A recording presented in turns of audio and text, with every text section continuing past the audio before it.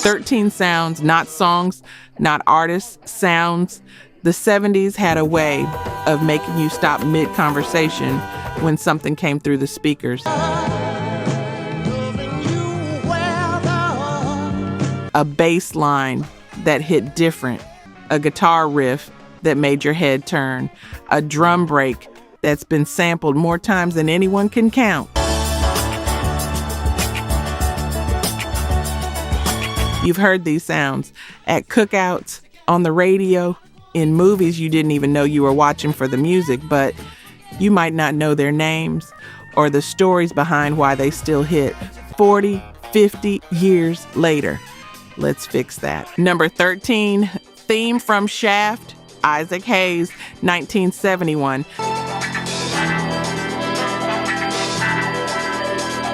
Charles Skip, Pitt's wah-wah guitar. It starts with a hi-hat, 16th note steady as a heartbeat. Then that guitar slides in wah-wah, menacing, smooth, dangerous.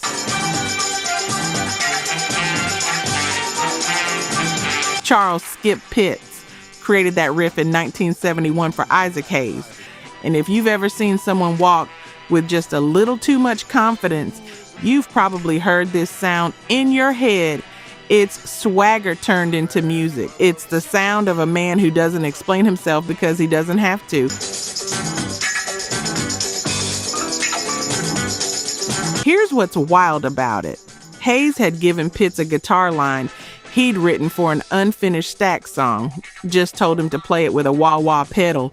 And Pitts, who'd learned guitar from his neighbor Bo Diddley back in Washington, D.C., knew exactly what to do with it. He's a complicated man, but no one understands him. They recorded it in under 2 hours. The whole core rhythm, the foundation for an entire soundtrack. And when the film came out, that sounded something nobody expected. It made a movie theme into a #1 pop hit, stayed on the Billboard Hot 100 for weeks, made Isaac Hayes the first African-American to win an Oscar for Best Original Song, changed what people thought a movie score could sound like. But here's the thing that gets me.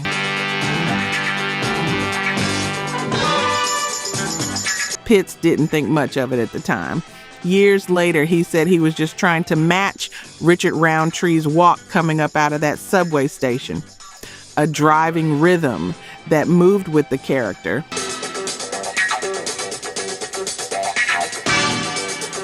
That guitar line has been sampled by Dr. Dre, Snoop Dogg, the Beastie Boys, Massive Attack. It's been referenced, replayed, reimagined, and every single time it carries that same energy, that same strut.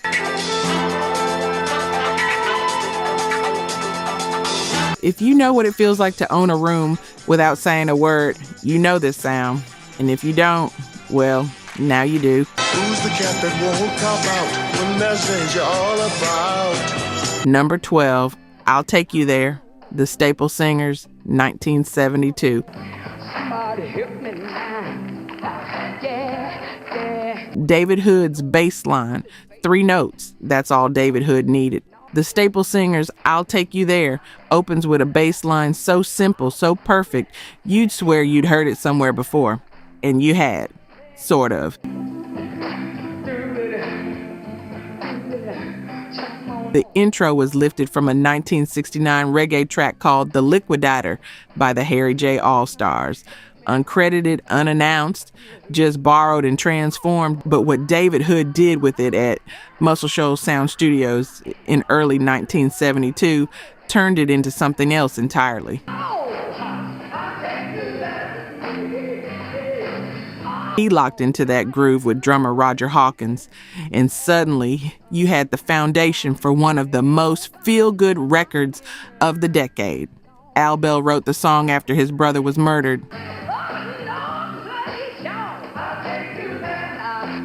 Came home from the funeral, sat on the hood of a bus in his father's backyard, and heard the bass line in his head, heard the words, and he gave it to the Staples. Mavis Staples sang lead. Her father, Pops, didn't play guitar on this one, even though it sounds like him. Help me. That was session musicians. The whole illusion of a family band playing together was just that. An illusion. But it worked. February 1972, Stax released it. By June, it hit #1 on the Billboard Hot 100, stayed there for a week, topped the R&B chart for 4 weeks, sold 2 million copies by December. And here's what I think about when I hear that bass line. Ain't nobody worried. No. It's not fancy, it doesn't show off. It just does its job so well that 50 years later, you still can't help but nod your head when it comes on. That's the Muscle Shoals sound. That's what happens when musicians trust the groove more than they trust the ego. Rolling Stone put it at number 276 on their list of the greatest songs of all time. Grammy Hall of Fame inducted it in 1999, but you already knew it was special.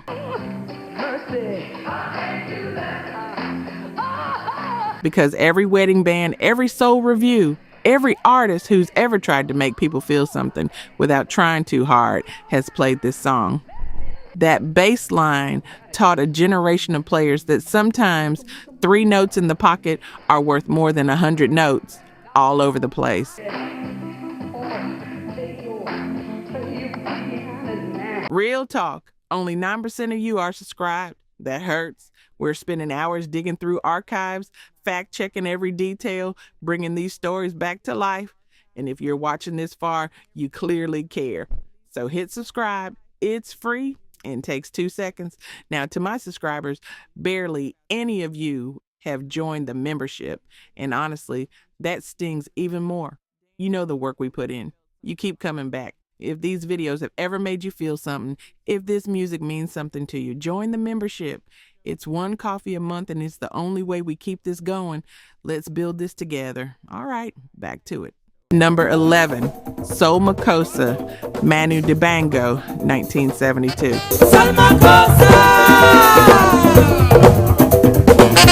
The saxophone and Mama Say, Mama Sa, Mama Kossa, Brooklyn, 1972. A DJ named David Mancuso walks into a West Indian record store and finds a record nobody's looking for.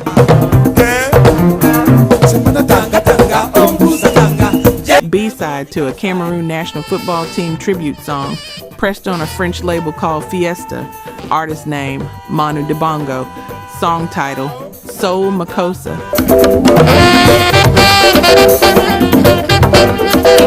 Mancuso takes it to his loft parties, plays it. The room loses its mind.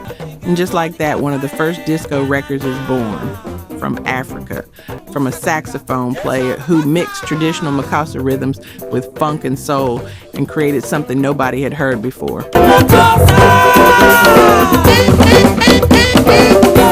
The groove is infectious, the bass moves, the percussion locks, but it's Dibango's saxophone and that vocal chant that make it unforgettable.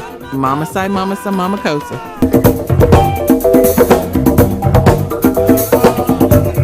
His father heard it and thought his son was stuttering the word Makossa. Told him nobody in Yaoundé would accept that. Turns out the rest of the world did. Atlantic Records licensed it from Fiesta. It hit number 35 on the Billboard Hot 100 in 1973. The only African record by an African artist to crack the top 40 at that time. And because original copies were impossible to find in New York, at least 23 different groups rushed out cover versions trying to capitalize on the demand.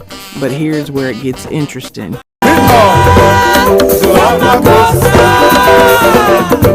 That vocal hook. Mama Say, Mama Sa, Mama Kossa. Michael Jackson heard it. Used it on Wanna Be Startin' Something in 1982. Rihanna sampled that in Don't Stop the Music in 2007, and Dibango had to sue both of them because nobody asked permission.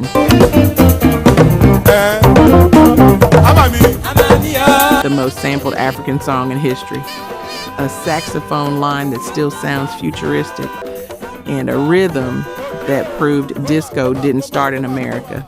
It started everywhere people wanted to move.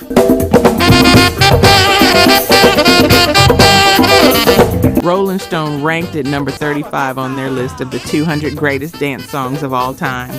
But if you were on a dance floor in the 70s when that song came on, you already knew.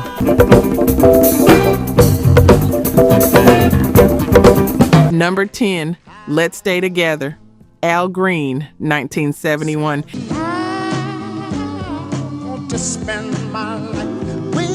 Teenie Hodges guitar, Memphis, Royal Studios, 1971, Maboon. Teenie Hodges sits down with his Gibson Les Paul Black Beauty and plays a guitar part so smooth, so understated, it almost disappears into the song. And that's exactly why it works. Producer Willie Mitchell had been teaching Hodges how to voice chords, how to get the most out of them, and Hodges, who'd grown up listening to jazz players like Kenny Burrell and Charlie Christian, knew how to make simplicity sound sophisticated.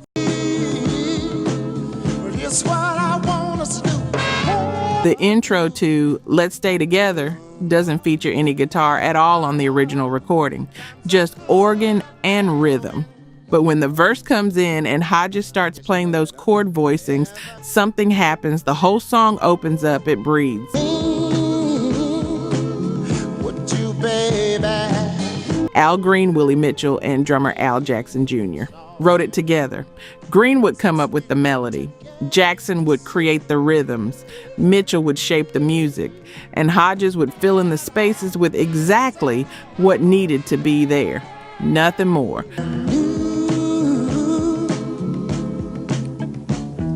Released as a single in 1971, it hit number 1 on the Billboard Hot 100 in early 1972. Stayed on the chart for 16 weeks, topped the R&B chart for 9 weeks, became the song Al Green is known for, even though he had dozens of hits. And here's what gets me about Teenie Hodges playing. You can't really describe it without using words like feel and pocket and touch, because technically it's not complicated. Jazz chords that most trained players know, but the way he stroked them, the way he placed them in the groove, that's what made it special.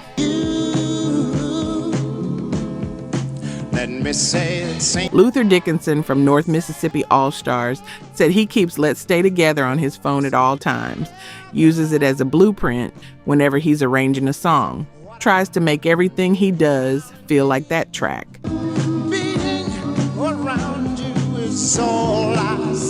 Teenie Hodges co-wrote some of Al Green's biggest songs, Take Me to the River, Love and Happiness, Love. But his guitar work on Let's Stay Together might be his most perfect moment, because it taught generations of musicians that the best players don't show you what they can do, they show you what the song needs.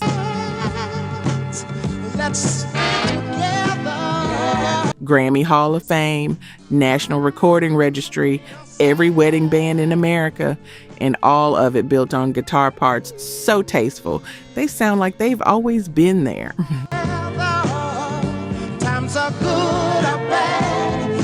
Number 9, Ain't No Stoppin Us Now, McFadden and Whitehead, 1979. We've got a long, long way to go, and the Philadelphia soul string arrangement, Gene McFadden and John Whitehead had been writing hits for other people for years. The OJ's, Backstabbers, Harold Melvin and the Blue Notes, The Intruders, all those Philly soul classics that defined the sound of the 70s. But by 1979, they wanted to record their own material. Convinced Kenny Gamble and Leon Huff to let them try. And they wrote Ain't No Stoppin Us Now from that exact feeling, that exhilaration of finally getting the chance. Recorded at Sigma Sound Studios in Philadelphia with a full string section, horns, that signature Philly production. The strings swoop and soar, the rhythm locks. And when those backing vocals come in, it feels like a celebration.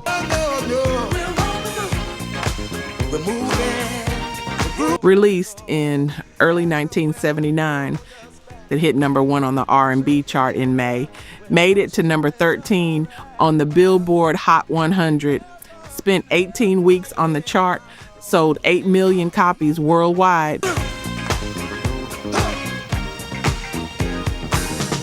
and people heard it as more than just a disco track. It became an anthem, called the new black national anthem by some because it spoke to succeeding despite everything that tried to hold you down. It was about triumph, about perseverance, about looking back at all the obstacles and saying, not anymore.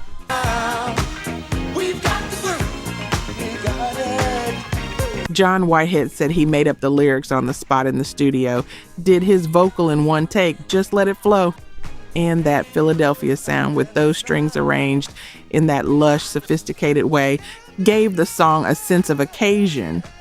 Like this wasn't just a party record, this was a moment. Here's what's tragic though. And if you're trying to make it, they only push you aside. Both Gene McFadden and John Whitehead are gone now. McFadden died of cancer in 2006. Whitehead was murdered outside his Philadelphia home studio in 2004, shot while standing next to his SUV. The case was never solved. But that song they made together outlived them both. It's been sampled, covered, referenced. It's played at graduations, at celebrations, at moments when people need to remember that they're stronger than whatever tried to stop them. And those strings, that Philadelphia soul arrangement, it still sounds like hope sounds when it's winning. Number 8, Jungle Boogie, Kool and the Gang, 1973.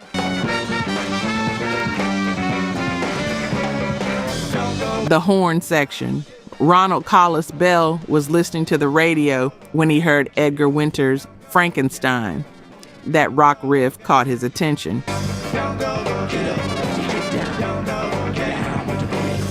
He thought about the rhythm, the structure, and he came up with a horn riff, brought it to the band. They were under pressure from their label to come up with a hit, so they made the song up in rehearsal, went into the studio that night, recorded it in one take. Jungle Boogie, Dennis Thomas, the saxophone player, heard the track and said, forget calling it Jungle Jim. People are boogieing. Call it Jungle Boogie. Released in November 1973 from their album Wild and Peaceful. And those horns, trumpet, trombone, tenor saxophone, they don't just play the melody, they are the melody. Punchy, insistent, fierce. The whole thing grooves so hard, it's almost ridiculous. The bass rumbles, the guitar scratches, the spoken vocals come from the band's roadie, Don Boyce, just hollering, get down, like he's calling a house party.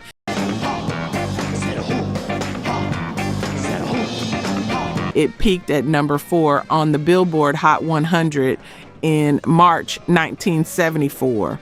Hit number 2 on the R&B chart. Billboard ranked it the number 12 single of 1974, even with dozens of number 1 hits that year. And here's what I love about it. It came out right before disco exploded, 2-3 years ahead of the flood. So it sounds like disco, but it's really just pure funk. Just a band in a room making people move. Madonna sampled it for Erotica. Tarantino put it in Pulp Fiction. Down with the boogie. It's been covered, remixed, referenced by everyone from German rap groups to wrestling promotions. But those horns are what make it. They don't waste a note. Every stab, every riff, every blast of sound is exactly where it needs to be.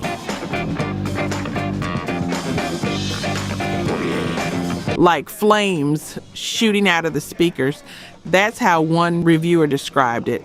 Gouts of flame. If you've ever been on a dance floor and heard something that made you forget you were tired, You know this sound. And if Kool and the Gang had never made another record, this one would have been enough. Number 7. Papa Was a Rollin Stone, The Temptations, 1972. Mama, I'm depending on you.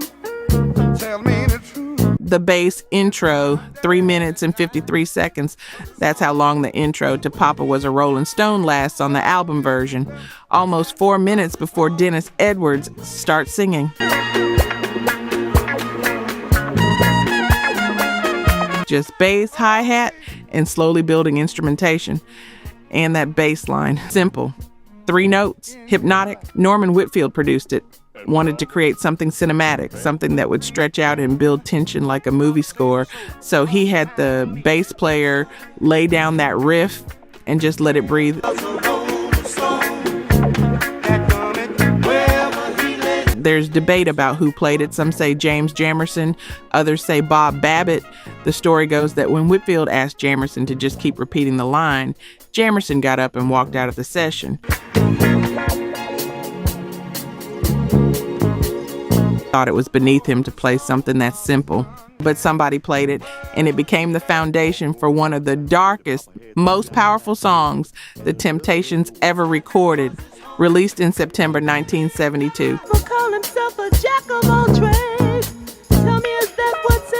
Hit number 1 on the Billboard Hot 100, number 5 on the R&B chart, won 3 Grammy Awards in 1973, Best R&B Vocal Performance by a Group, Best R&B Instrumental for the B-side, Best R&B Song for the Composers. The song tells the story of children asking their mother about their father who just died.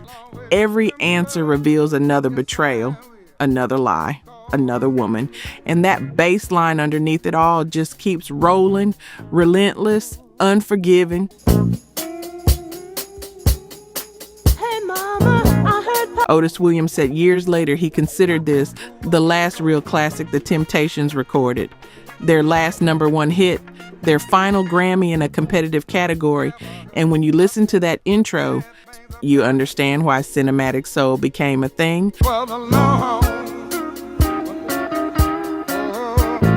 Why Isaac Hayes and Curtis Mayfield and the whole blaxploitation soundtrack movement happened, because Norman Whitfield proved you could make a pop record that sounded like a film score, and people would sit through 4 minutes of instrumental introduction just to get to the story. Hey mama, is it true what you say that Papa never worked a day? That bass line taught producers that sometimes the wait is worth it.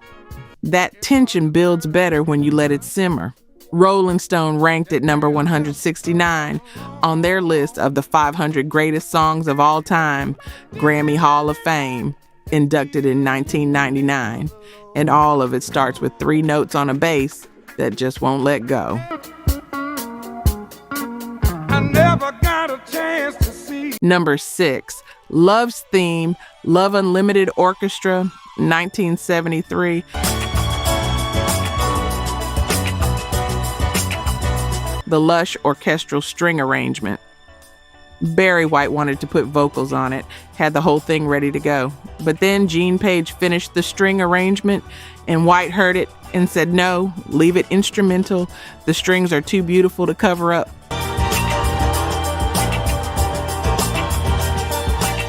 Love's Theme, a 40-piece orchestra, sweeping strings, wah-wah guitar accents underneath, and a melody so lush, so romantic, it became one of the few purely orchestral instrumentals to hit number 1 on the Billboard Hot 100. Released in late 1973, it reached the top in early 1974, stayed on the chart for 22 weeks.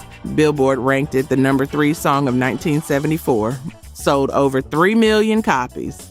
Got Barry White a BMI award and helped define what people started calling cinematic soul.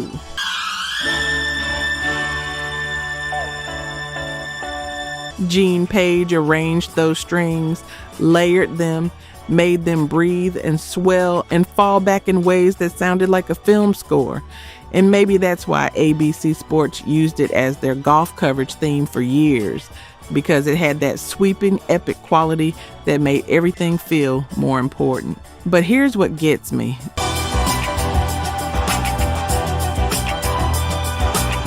Barry White had written this melody back in 1965, just had it sitting around unfinished. And it took until 1973 until he formed the Love Unlimited Orchestra as a backing band for his female vocal trio for him to finally record it.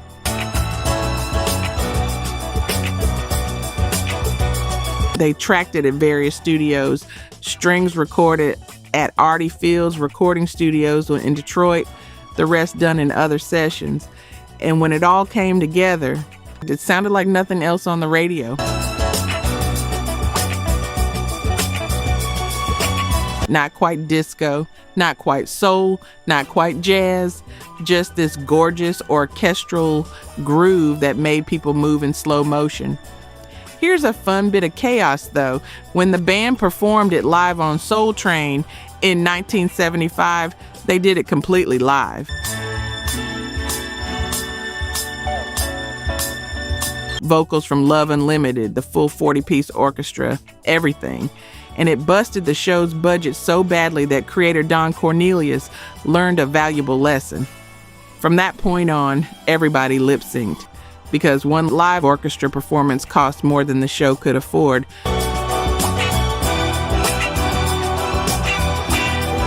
But that performance, that song, it proved something. That you could make instrumental music romantic. That strings and groove could coexist. That disco didn't have to be just beats and vocals.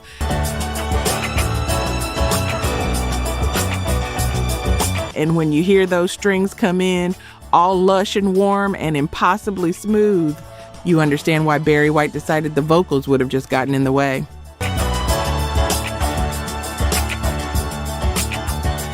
Number 5, Good Times, Chic, 1979. Bernard Edwards' bassline Nile Rodgers was late to the studio.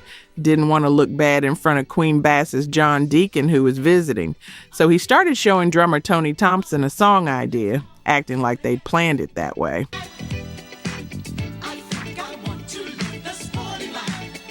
Bernard Edwards walked in, plugged in his bass, started playing a line that was probably good, Rodgers said later. But Rodgers wanted it to walk. Started screaming at Edwards, "Walk! Walk, motherfucker!" And Edwards began playing that descending, ascending bass line that would become the most sampled in music history.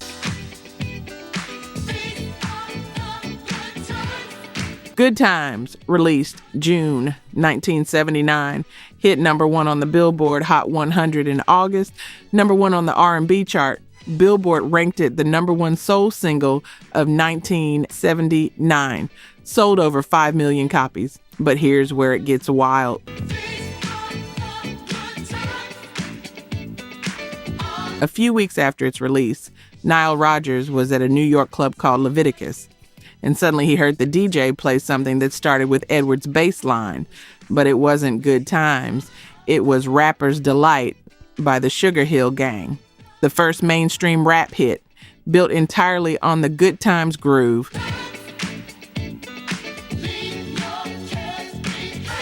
Rodgers and Edwards threatened legal action, settled, got songwriting credits, and in doing so became part of hip-hop history whether they'd planned it or not.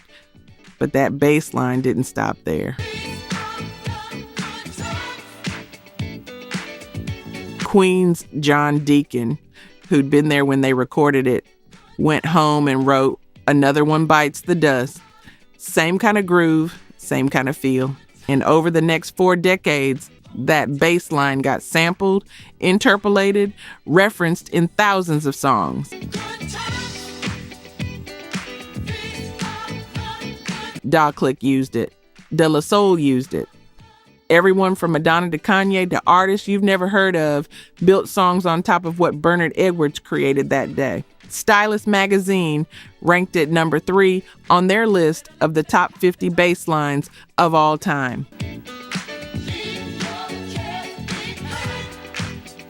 And if you've ever tried to play it, you know why. It looks simple. 4 notes walking up and down.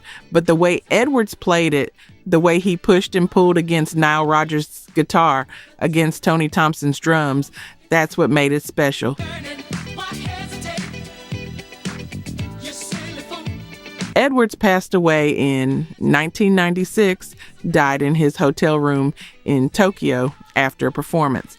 His last show was issued as the album Live at the Budokan. But that bass line he played in 1979 with Nile Rodgers screaming at him to walk outlived him. Became the foundation for an entire genre, proved that 4 notes in the right hands can change everything. And in recent concerts, Nile Rodgers always segues good times into Rapper's Delight. Usually plays it as the last song because he knows, they all know, that bass line didn't just make a hit, it made history.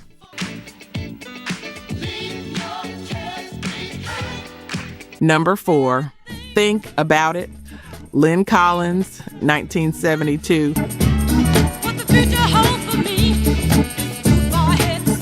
The Yeah Woo drum break 1 minute and 21 seconds into the song, that's when it happens. Drummer Jabo Starks lays down a break, and Bobby Bird yells, "Yeah!" and James Brown yells, "Woo!" 6 seconds, that's all it is. A drum break with 2 vocal stabs, and it became the second most sampled track in music history.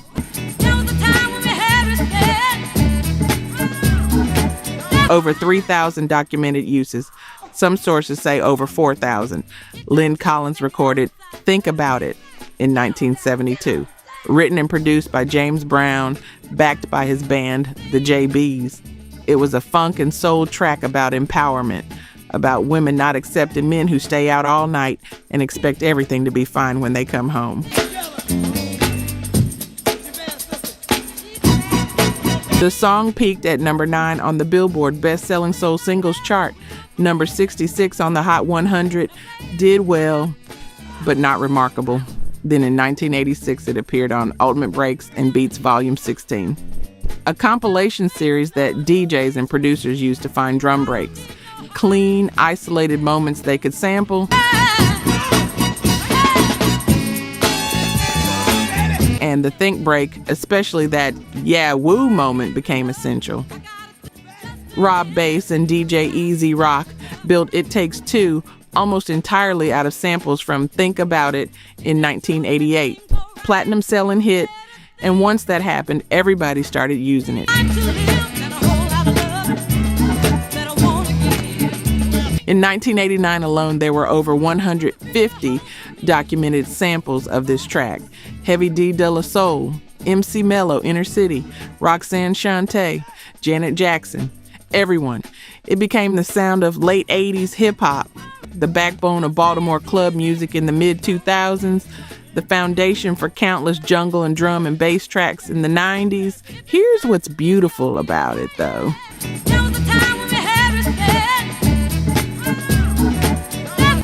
Jabo Starks didn't plan that break to be historic. He was just playing drums, keeping time, creating space.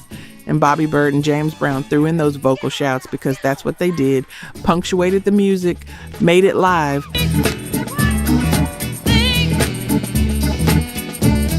But that 6 seconds, that moment where everything drops except drums and voices, it had this perfect rawness to it. This energy that translated across decades, across genres, across cultures. Lyn Collins deserves to be remembered for more than just that break. She had a beautiful voice, a small but excellent catalog. She passed away in 2005, but that drum break, that yeah woo moment, it made sure her music would never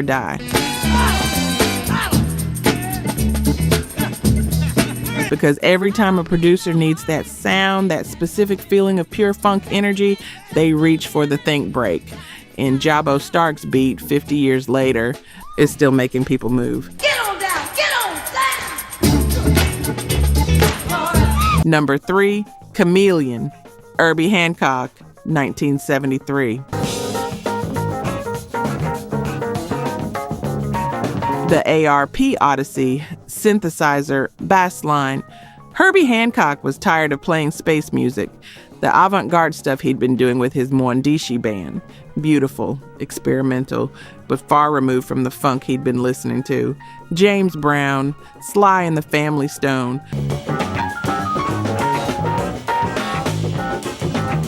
So for his 1973 album, Headhunters, he decided to bring it back down to earth, make it groove, make it funky, and Chameleon was the result. 15 minutes and 44 seconds of pure jazz funk fusion built on a 12-note bass line that Hancock played on an ARP Odyssey synthesizer. Not a bass guitar, a synthesizer. This was revolutionary in 1973. Synthesizers were becoming more common, but using one for the main bass line, for the foundation of the groove, that was unprecedented. And Hancock didn't just use it, he made it fat. He made it talk, made it the centerpiece.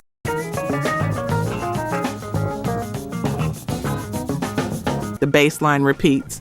2 chords, B flat minor 7 and E flat 7, Dorian mode, over and over, hypnotic, and then the drums lock in, the horns come in, and suddenly you're in a groove so deep 15 minutes feels like 5.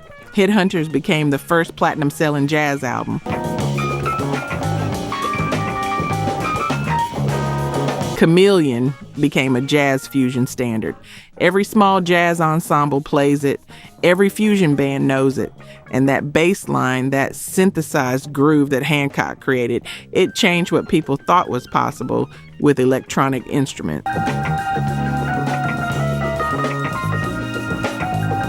Showed that synth bass could be warm, could be funky, could groove just as hard as a live player. Producers started sampling it. Hip-hop producers, electronic music producers, jazz musicians. The bass line showed up in songs across every genre, and here's what gets me about it.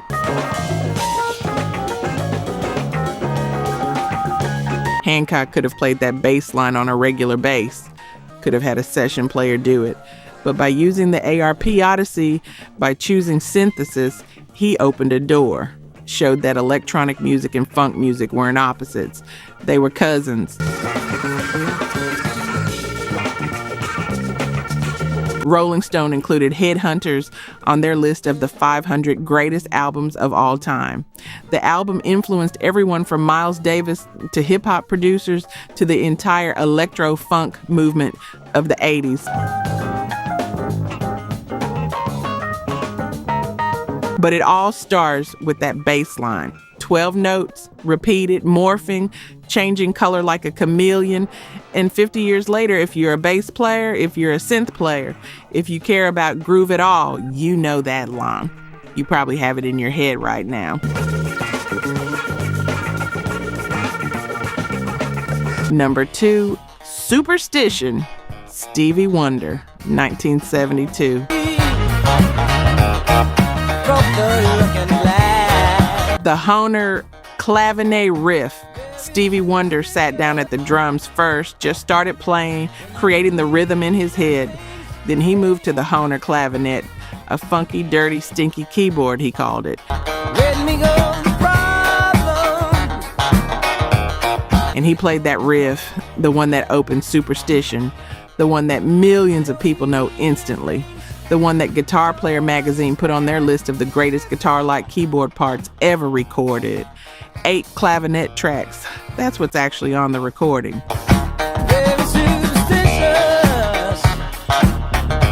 8 separate overdubs, all layered together, creating this thick, percussive, impossibly funky sound. The song was originally meant for Jeff Beck. They'd been jamming together and Wonder offered to write him something. Beck was thrilled, thought Wonder had given him the riff of the century. very superstitious. But Wonder's label, Motown, heard it. Berry Gordy heard it. And they said, no, this is too good. Stevie needs to release it first, so Wonder did, October the 1972. Released it as the lead single from Talking Book, and it shot to #1 on the Billboard Hot 100 in January 1973. His first #1 since Fingertips back in 1963. Stayed on the chart for 16 weeks. Nothing more to say. #1 on the R&B chart. Won 2 Grammy Awards. Best Rhythm and Blues Song. Best R&B Vocal Performance, Male. Rolling Stone ranked it #12 on their 21 list of the 500 greatest songs of all time, Grammy Hall of Fame, inducted in 1998.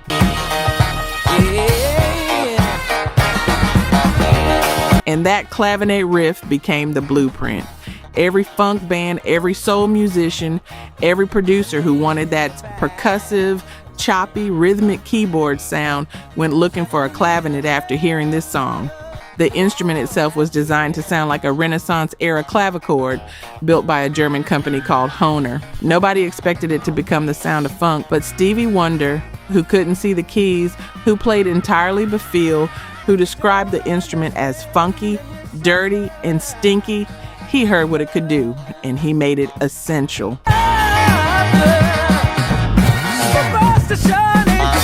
Jeff Beck did eventually record his own version, released it in March 1973, but by then, Wonder's version had already defined the song, already made it his. And here's what I think about when I hear that opening riff.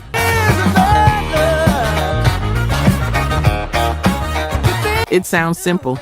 It sounds like something you could learn in an afternoon, but the feel, the swing, the way Wonder played it with that percussive attack, that's the part you can't teach.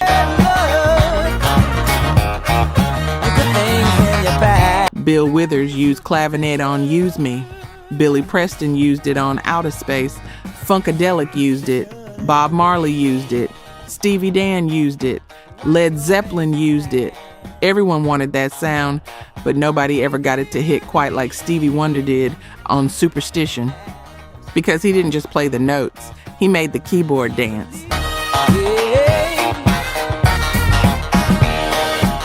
#1, Flashlight, Parliament, 1978. Bernie Worrell's Minimoog synthesizer bassline, the song that birthed 1,000 samples, the bassline that changed funk forever, the moment when synthesizers became the future. Parliament, 1978. Bernie Worrell sitting behind multiple Minimoog synthesizers at the Stax studio in Memphis. George Clinton looking for something different, something that would push Parliament Funkadelic into new territory. Bootsy Collins was supposed to play bass on this track. The line was written for him, but Collins turned it down.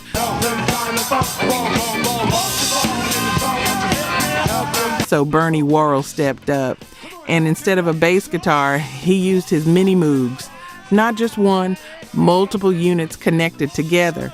And he created a descending, ascending chromatic bass line that the New York Times described as having a meaty tone and a certain swagger.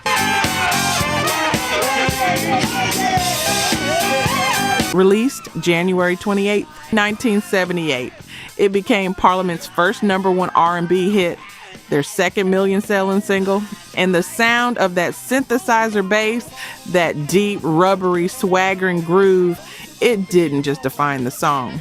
It defined an era.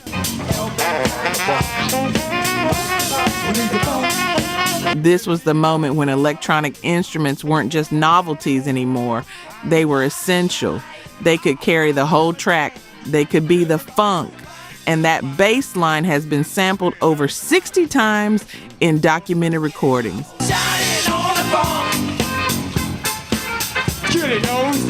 Aaliyah's Back and Forth in 1994, UGK's Protect and Serve, everyone from Kanye West to underground producers to artists you've never heard of. because that sound, that specific synthesized bass line, it had this quality that nothing else had.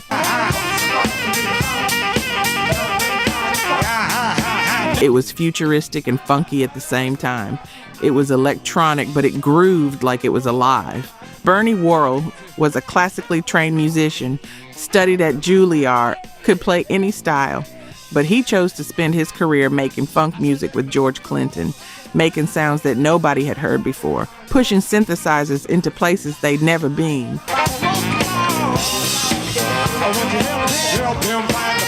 And Flashlight was his masterpiece, the moment where his innovations became undeniable, where synthesizers stopped being background and became the foundation.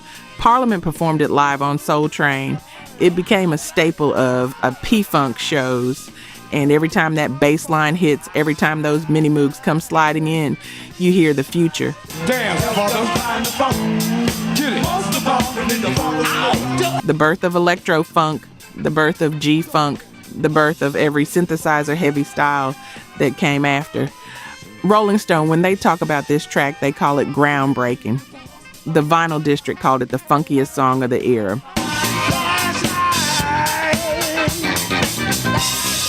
And over 40 years later, when producers want that sound, they still sample it because nobody has quite figured out how to recreate what Bernie Worrell did with those Minimoogs. He made the machines dance. He made the synthesizer sweat. He made the future sound like a party. And that bass line, that descending chromatic swagger, it taught a generation of musicians that the rules were changed, that electronic music and funk music weren't enemies. They were the same thing. Parliament Funkadelic received a Grammy Lifetime Achievement Award in 2019. The music lives on. The samples never stop. And every time somebody hears Flashlight for the first time, they ask the same question. Wait, that's a synthesizer? And the answer is yes. That's Bernie Worrell. That's Parliament. That's the sound of funk becoming the future.